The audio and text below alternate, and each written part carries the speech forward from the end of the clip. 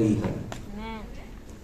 Ang sabi din po sa Acts chapter 2, verse 22, ito po yung senaryo, ikinikwento po ni Apostle Peter sa mga noong pong time na nabaptize po sila ng Holy Spirit.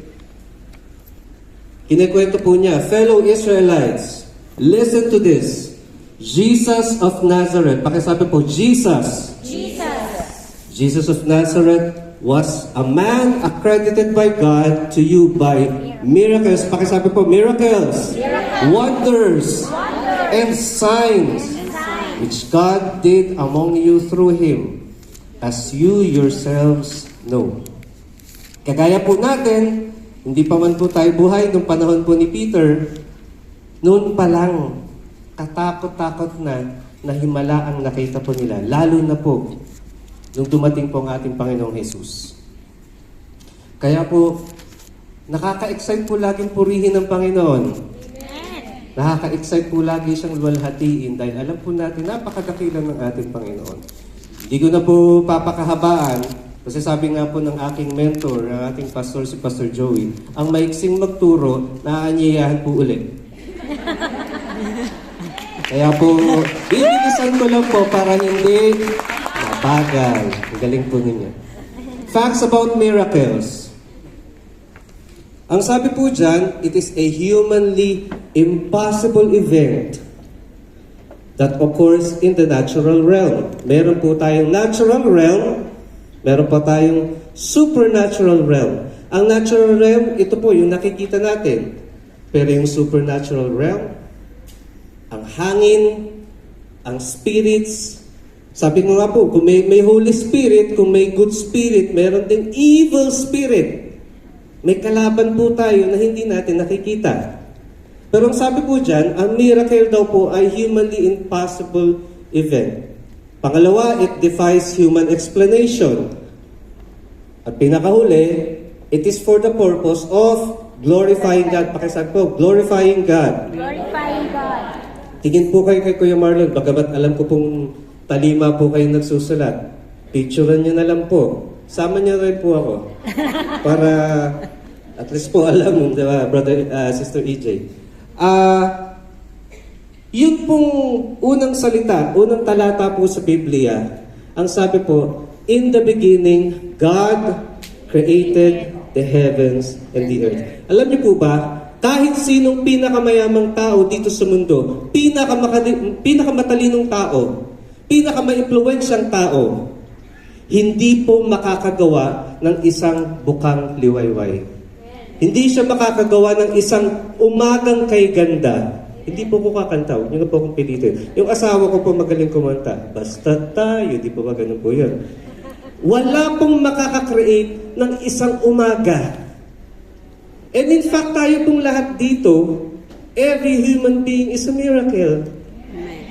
Yung pong mag-meet yung eggs at yung sperm ng ating magulang. Tayo po lahat dito ay miracle. At wala pong sino man ang makakagawa nun, kundi ang ating Diyos lang.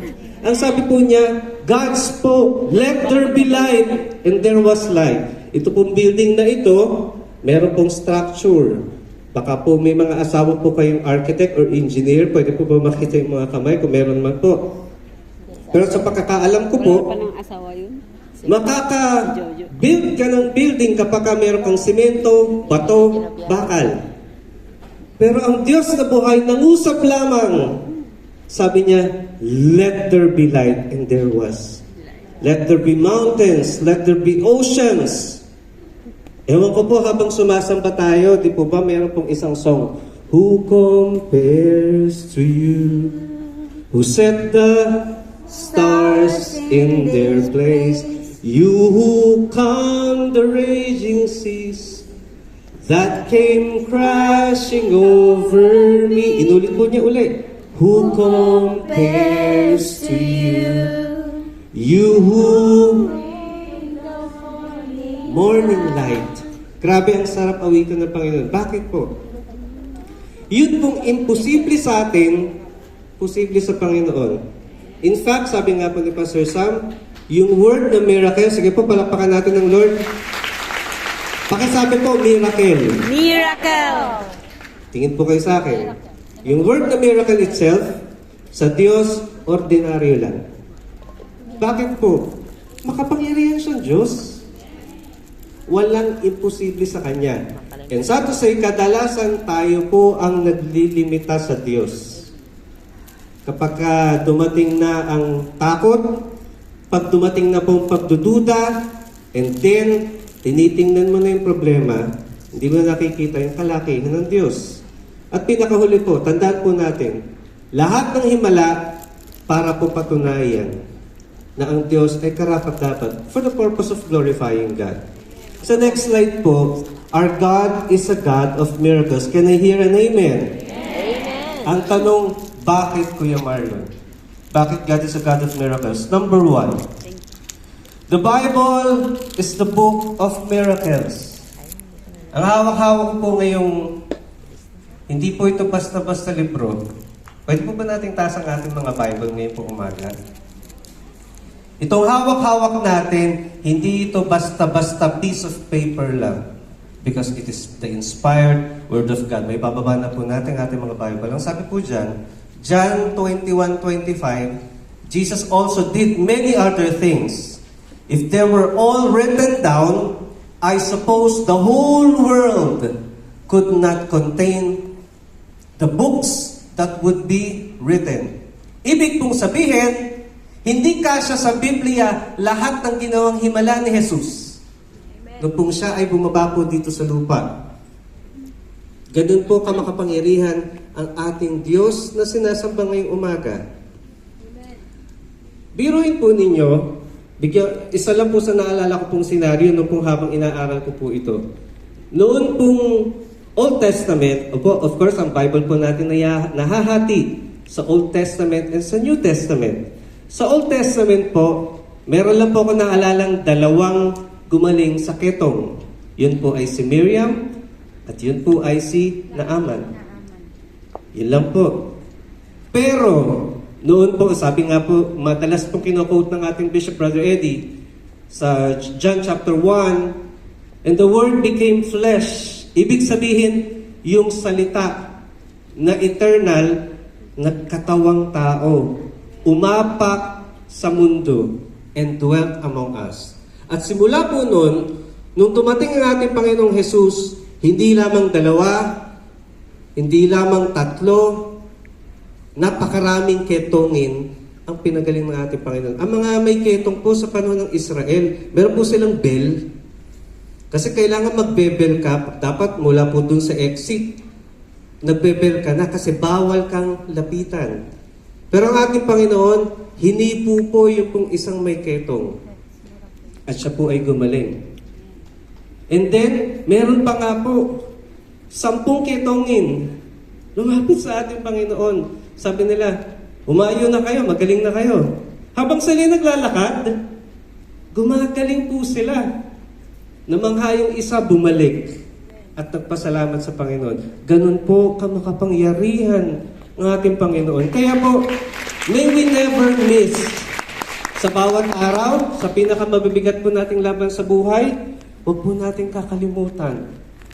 Ito pong tanging love letter na iniwan po sa atin ng Panginoon. This Bible that I'm holding, napakarami pong sinulat na himala ng ating Panginoon. Now, bakit pa? Our God is a God of miracles. Number 2, this miracle shows God's greatness. Ang sabi po sa Psalm 77:14, you are the God who performs miracles.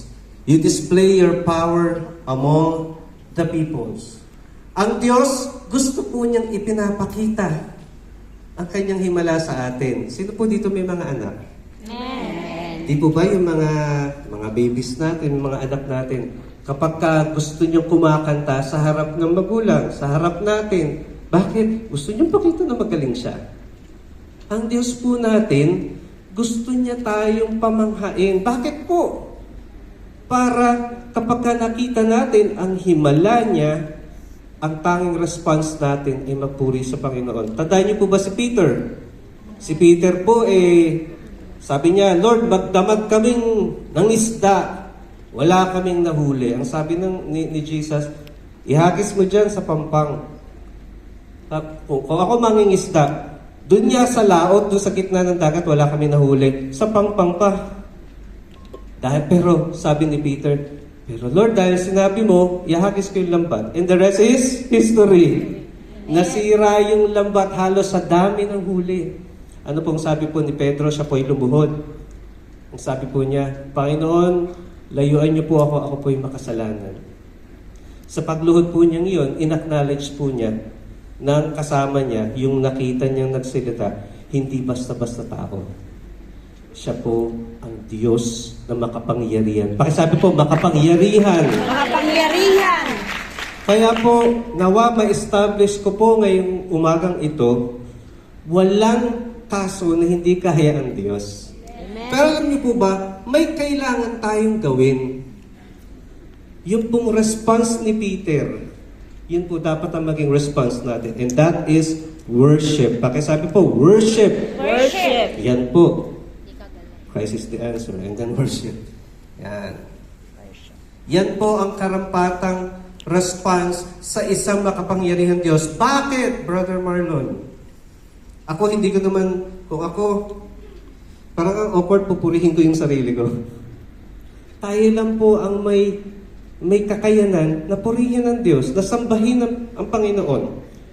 And then, ang sabi po sa Revelations 5, pakita ko lang po na mabilis. Revelations 5:13 to 14.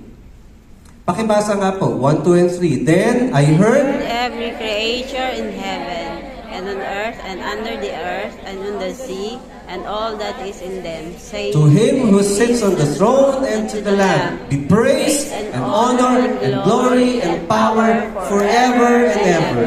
And the four living creatures said, Amen. The elders fell down and worshiped. Sorry po sa atin pong Sokmed. Pwede po bang ipakita lang po natin ng mabilis yung Revelations 4:11. Yan. Mabilis lang po. If we can show po sa slide na alala ko lang po. Revelations 4:11. Pakibasa nga po 1, 2, 3. You are worthy, O Lord, and God, to receive glory and honor and power, for you created all things by your will, they were, and have their being. Praise God. Ang galing magbabasa ng ating mga North Point Church. Tingnan niyo po ito. You created all things. I-meditate lang po natin saglit. You created all things. We respect all religion. Ang Buddhism, ang mga Muslims. Pero wala po sa kanila ang nagsabi na nilalang ko ang lahat. Pero yung Diyos na sinasamba natin, yung mga creature na sumasamba sa Kanya sa kalangitan, sabi, Lord, you created all things. Nilikha mo ang lahat ng bagay. So ano ang imposible sa ating Panginoon?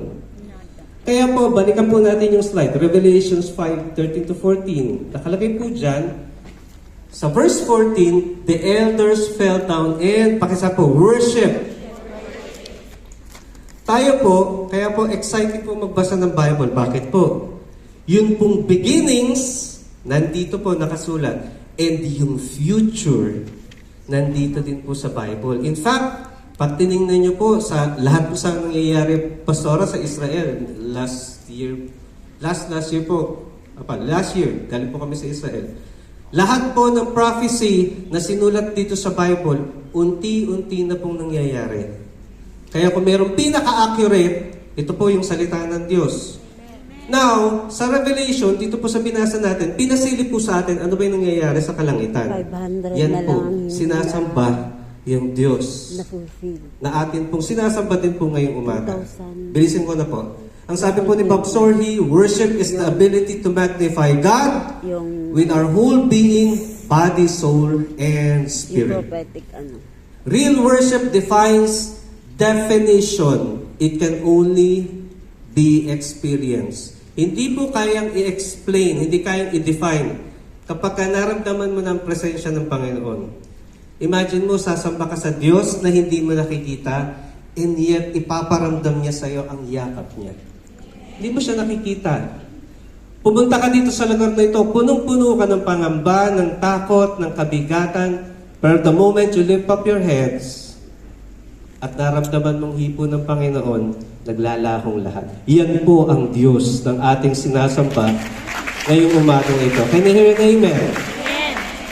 Now, bibilisan ko na po.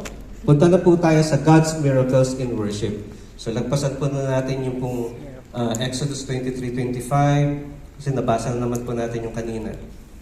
God's miracles in worship. Ano po ba itong mga miracles na pumili lang po ako ng ilan? Mga 77. So, mga hanggang alas 4 po tayo ng hapon. Joke lang po. Number 1, the miracle of hands lifted up to God. The miracle of hands lifted up to God. Pwede po ba itaas natin ating mga kamay? Tandaan po niya yung posture na yan, kasi kada po may laban po kayo sa buhay, yan po ay isa sa napakamahalagang gesture na kailangan natin gawin. Sige po, pwede niyan po ibaba. Sa Exodus 14 verse 16, 21 and 22, nakalagay po dyan, raise your staff and stretch out your hand over the sea to divide the water so that the Israelites can go through the sea on dry ground. Ako po hanggang ngayon, manghang-mangha pa rin po ako dito sa storyang ito. Bakit? Ang dagat or ang ilog, kapag ka natuyo, ano pong makikita po natin? Putik. Maputik po siya. Kagaya po kanina, umulan, noong mga nakarang araw, maputik po ang kalsada. Pero, ang sabi po dyan, kapag itinaas mo Moses, nandun po sila milyon-milyon yung nasa gilid ni Moses, tatawid sila sa dagat na pula. Parang ganito po, kung ako si Moses, ang stress level ko, di po ba, parang tayo lumagay kay Moses. Yung mga stresses natin sa work, with our employer, with our family. How about yung stress ni Moses? Yung milyon-milyon yung nasa likod niya. Moses, anong gagawin natin? Andiyan na yung kaaway, dagat ito. Alam niyo pong sabi ng Diyos, stretch out your hand. Sabi po dyan, no? Itaas mo. So, pwede po bang ipakita natin? Raise your staff. Stretch out your hand over the sea to divide the water so that the Israelites can drink. Nangawit siya, itataas. Dry land. Alam niyo po ba? Dumaan yung Israelites sa gitna ng dagat. Sabi nga po ng isang Bible scholar, pwede mong tumayo yung dagat sa gilid Pwede mong hawakan na ganun. Ang cute. Kita mo yung mga balyena dyan, yung mga shark, hindi gumana. Ang cute. Ako po yung nakarating na sa Ocean Park once. Imagine nyo ganun. Ocean Park, ganyan, di ba? May glass. Pero noong time ni Moses, walang Panama Ocean Park. Totoong dagat. Nasa gilid, nakadaan po sila sa gilid. Sa gitna. Dahil makapangyarihan po ang Diyos. Ang ginawa niya lang, tinaas niya lang ang kanyang kamay. After that, dinivide po. Of course, alam na po natin ang storya. Kailangan lang po natin itong i-relate. Yung Diyos na sinasamba ko ay Diyos ni Moses, yun din yung sinasamba ko. Sa mga pinakamabibigat mong laban, ang Diyos na sinasamba natin nandun sa langit. Kaya po, minsan po sa pagsamba, kami po ni Sister Joanne, kaya nasa bahay kami, nasa church, hindi po kami sa church lang nagtataas ng kamay. Kasi po, naalala ko naman dati, Pastora, pag newbie ka lang na Christian, taas po ating mga kamay. Taas pa po natin. Medyo alumpihit pa po tayo magtaas. Pero pag sa Diyos, dapat bigay todo. Because there is miracle as we focus our help sa ating Diyos na sinasamba. Sa next slide po, another scenario. Mga Amalekites naman po. The Amalekites came and attacked the Israelites at Rephidim. Ginegera po sila. Ang sabi ni Moses said to Joshua, choose some of our men and go and fight the Amalekites. Tomorrow, I will stop on the top of the hill with the staff of God in my hands. So Joshua fought the Amalekites, and Moses had ordered, and Moses and Aaron and Hur went up to the top of the hill. Next slide po. Pwede po ba natin pakibasa? 1, 2, and 3. As long Moses held up his hand, the Israelites were winning. But whenever he lowered his hand, the Amalekites were winning.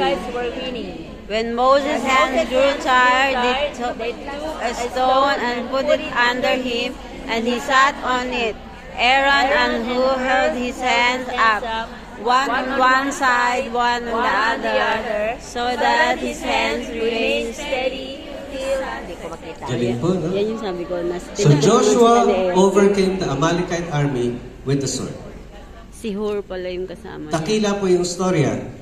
Kapag tinataas ni Moses ang kamay, nananalo ang Israelites. Narinig na po na ito several times.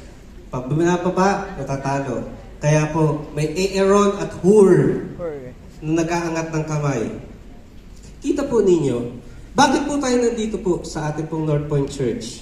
Good morning po sa ating pong mga kapatiran po na kahit po nakatayo nandito. Bakit po tayo nag-i-spend ng time pumunta po dito? Dahil meron po tayong mga kasama dito who will help us hold our hands high.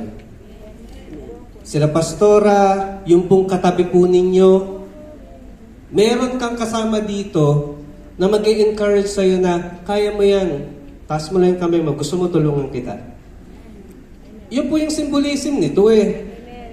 Hindi po natin, kadalasan hindi po natin kaya ang laban na mag-isa.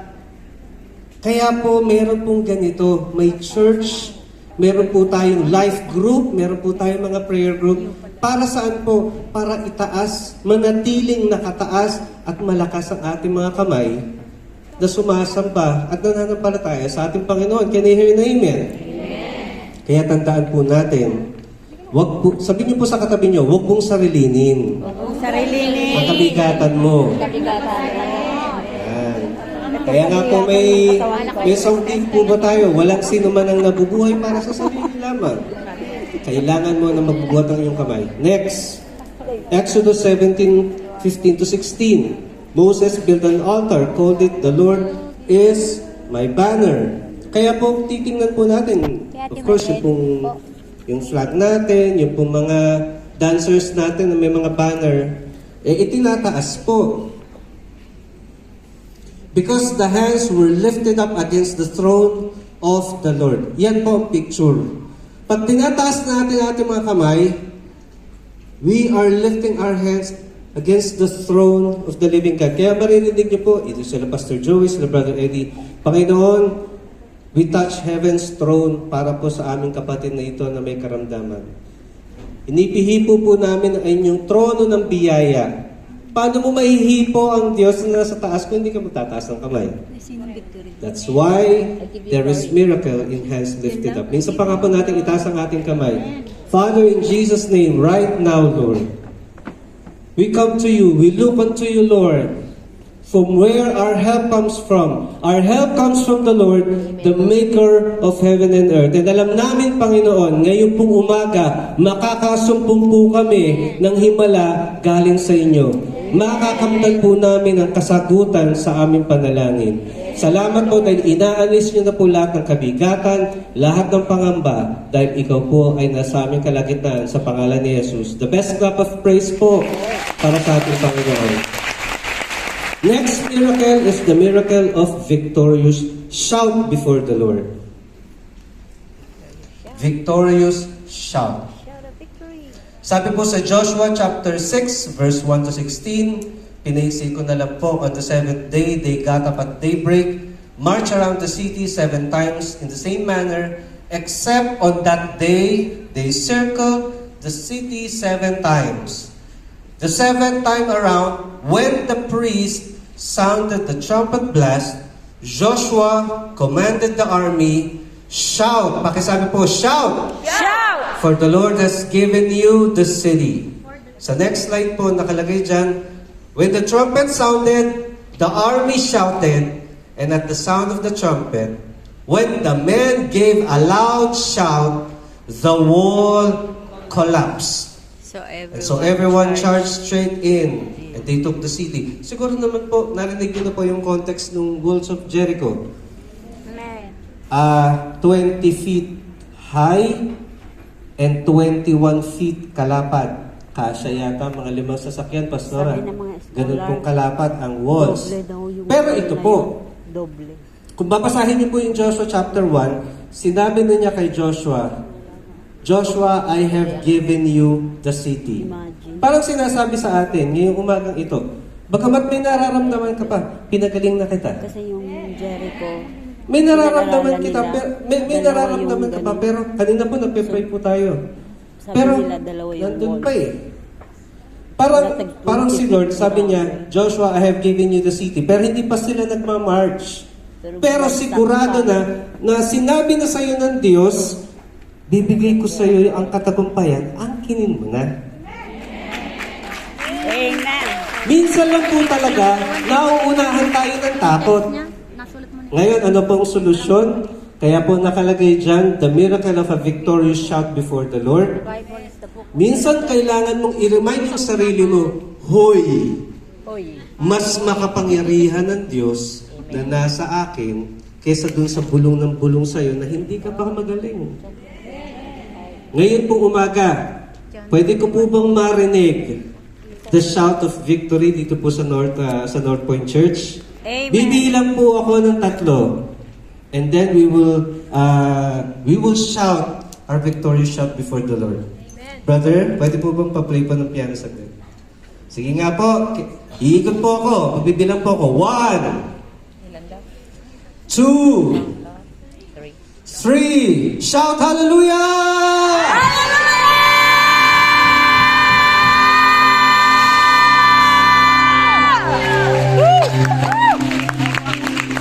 Ang sabi po dun sa binasa natin, when the men gave a loud shout, the wall collapsed. Believe that God has answered you already. Amen. That all those fears and doubts has collapsed. Naglaho na parang bula.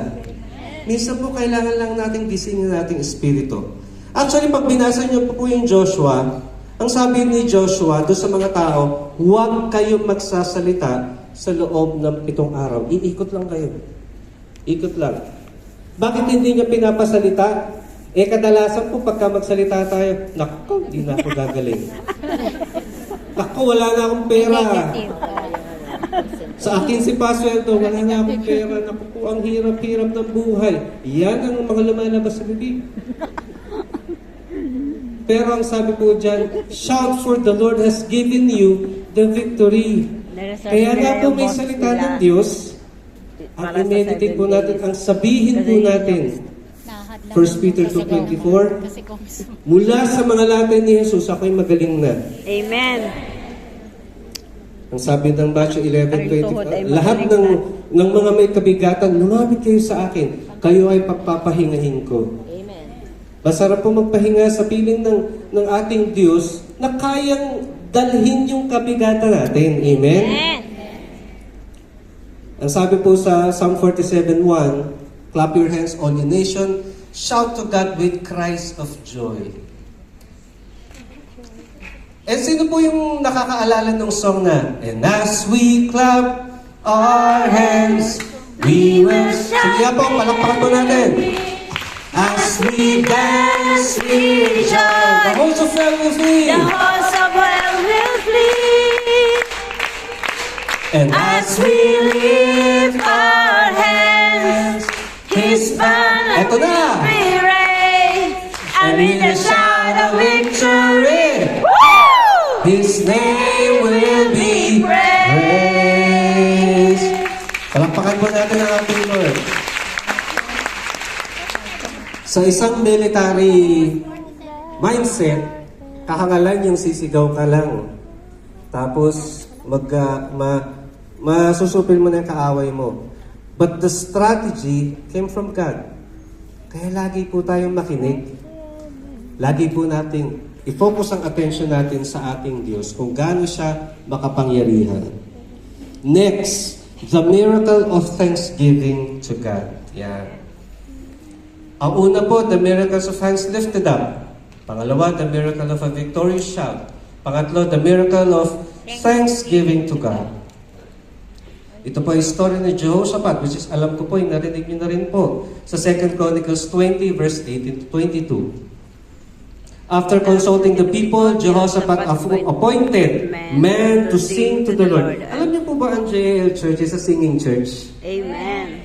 Lahat ng parte ng programa may awitan.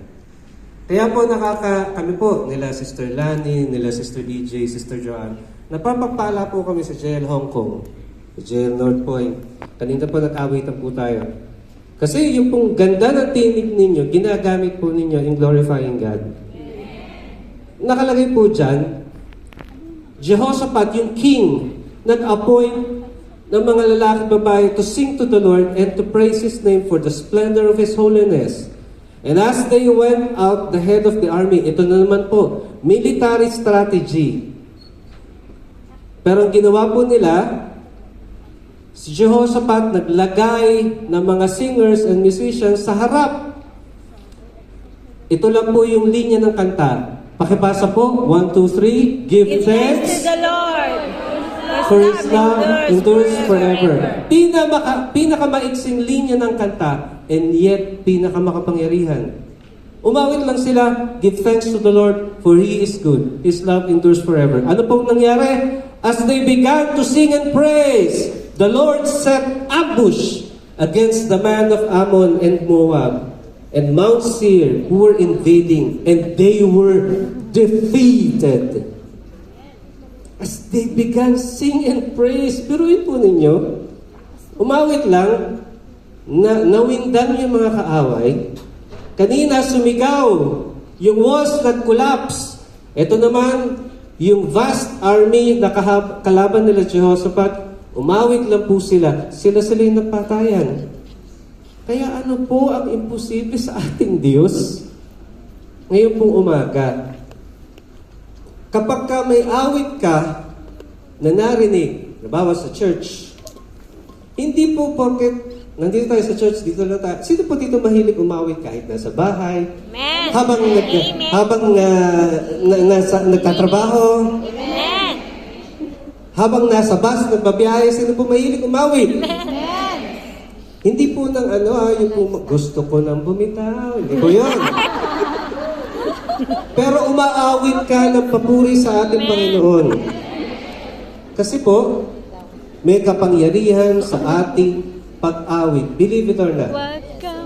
Ang sabi po sa Psalm 136 verse 1 to 4, give thanks to the Lord, for He is good. His love endures forever. 4 na beses po binanggit yung give thanks. Tatlo po. Give thanks to the God of gods, His love endures forever. Give thanks to the Lord of lords, His love endures forever. To Him who alone, who does great wonders, His love endures forever. Ngayon pong umagang ito, as the presence of the Lord is here, pwede po bang umisip po tayo ng 5 bagay na ipagpapasalamat po natin sa ating Panginoon ngayon pong umagang ito. Ang sabi po ng song, and give thanks with a grateful heart. Give thanks. Di po, tayo po ay pumikit saglit po. Pasalamatan po natin ang ating Panginoon. Present blessings, past blessings. Because He's given Jesus Christ, His Son. And now. And now. Yes, Lord. Let the weak say, I am strong. Thank you, Jesus. Let the poor say, I am rich. Salamat po. Because of what the Lord has done for us. Give thanks. Tingin po kayo kay Brother Marlon. Kami po ni Sister Johan sa matagal-tagal na rin po kaming maraming pinagsamahan na ups and downs. May mga times po na minsan ako yung may sakit o inaapoy ng lagnat, minsan siya. Pero gagawin lang po namin, pinapasalamatan na po namin ng Panginoon kahit wala pa. Bakit po? Tiyak ang Diyos na sasagot. Tiyak ang Diyos na nagligtas sa atin pong buhay. Kaya po nawa ngayon pong umaga, huwag pong maubos ang pasasalamat po natin sa ating dakilang Diyos. Ang pinakamiserableng tao sa balat ng lupa is number 1, hindi niya alam kung sino yung pasasalamatan niya.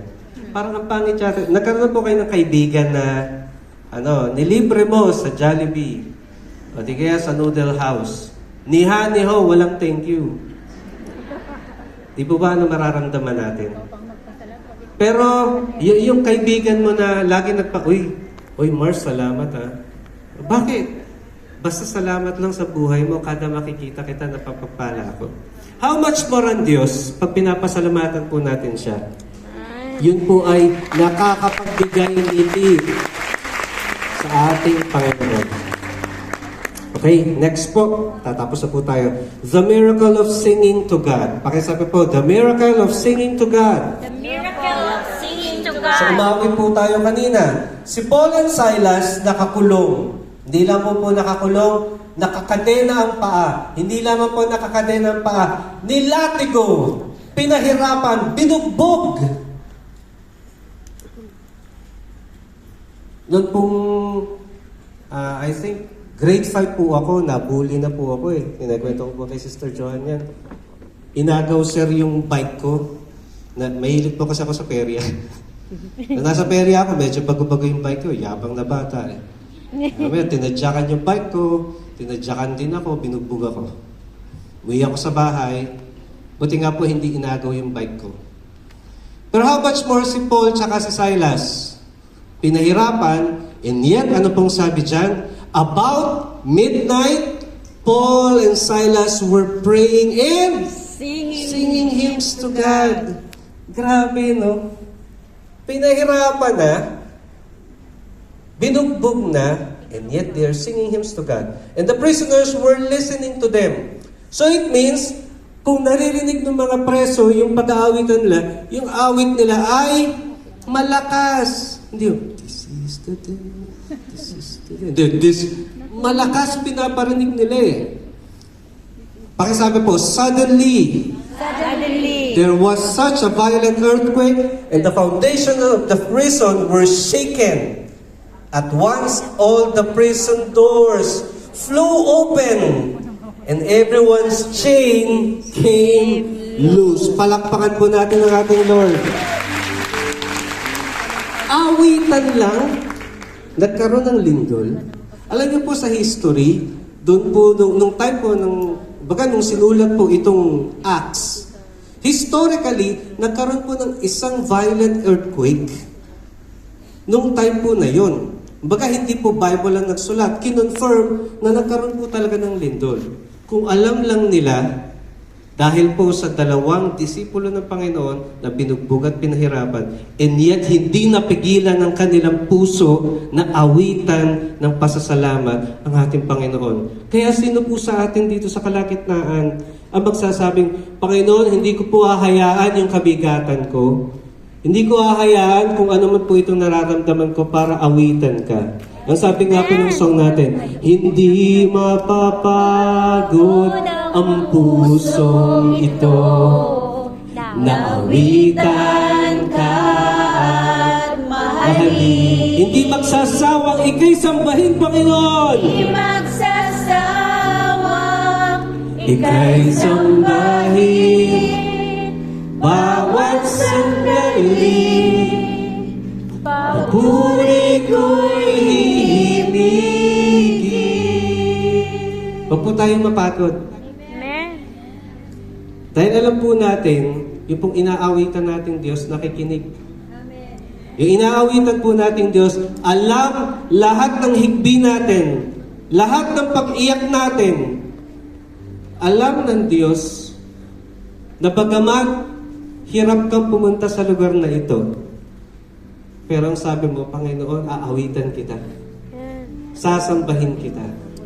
Dahil alam ko, any moment, right now, even right now, nakamtan ko na po ang himala na nanggagaling po sa inyo. Can you hear an amen? Ngayon po umagang ito. Ang sabi po sa Exodus 15 verse 1, the Moses and Israelites sang this song to the Lord. I will sing to the Lord, for He is highly exalted. Both the horse and the driver He has hurled into the sea.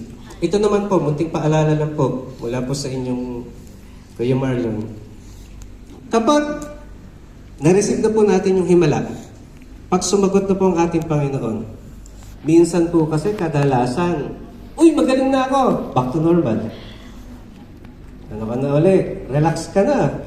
Pero kapag kami, oh Lord, maghirap na hirap pag may problema, oh Lord. Pero pag okay na ulit, wala.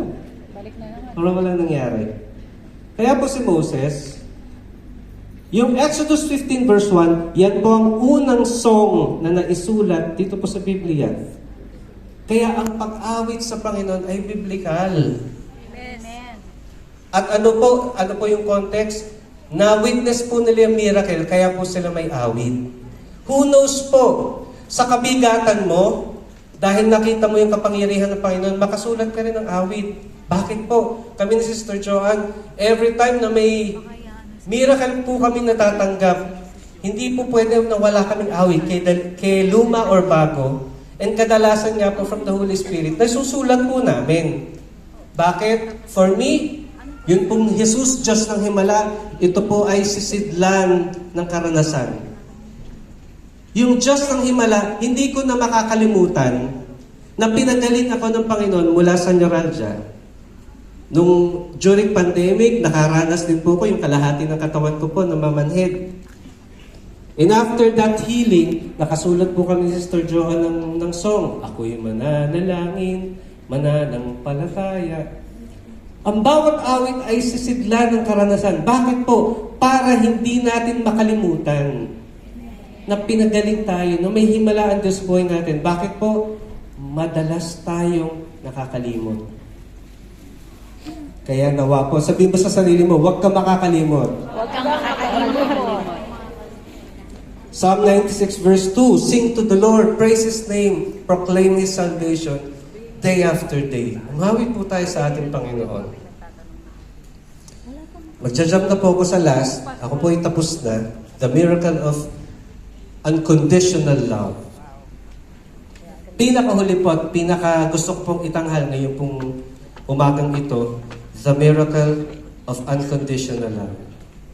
Kanina po, lahat ng gestures po natin, raising up our hands, shout, and then the thanksgiving and singing to God. Pero this time, gusto ko pong tingnan natin the greatest miracle of all.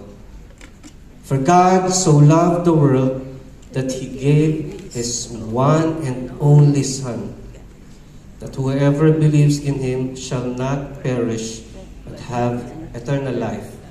For God did not send His Son into the world to condemn the world, but to save the world through Him.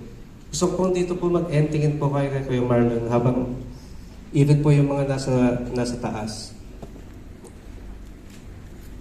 Wala pong pananagutan ng Diyos na iligtas tayo.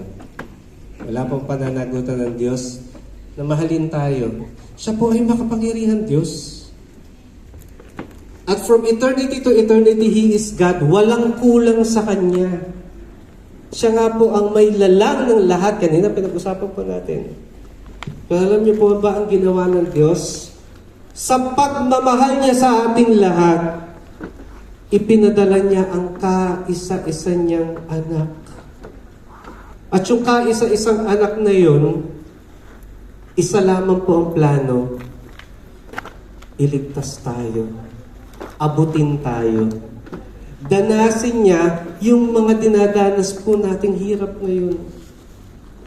Huwag niyo pong sabihin, hindi niyo po naiintindihan, Lord, yung nararanasan ko ngayon. Sorry po, nagkakamali po kayo. Baka nga po wala pa sa kalingkingan ng hirap natin ang dinanas ni Jesus sa krus ng Kalbaryo. But you know what? What is the greatest miracle of all? nilatigo, pinako sa krus ng Kalbaryo, sinaksak sa tagiliran, inilibing. Pero after 3 days, muli siyang nabuhay mula sa mga patay. Nakaluklok sa trono ng Diyos sa langit at hanggang ngayon buhay, kasama natin ngayong umaga. That's the greatest miracle of all. Ang Diyos natin ay buhay. Kaya sino po dito ang may mga laban sa buhay? Sino po dito yung may mga bibigat na sitwasyon? Nandiyan ka lang sa gilid. Panginoon, ang bigat-bigat. Gusto ko pong ipaalala, buhay ang Diyos natin. Kaya ngayon pong umaga, sino po sa ating kalagitnaan ang tatayo at mananampalataya at lalapit sa ating makapangyarihan Diyos? Can I hear the clap of praise? At tumayo po tayo ngayon po umaga rito. Let's lift up our hands.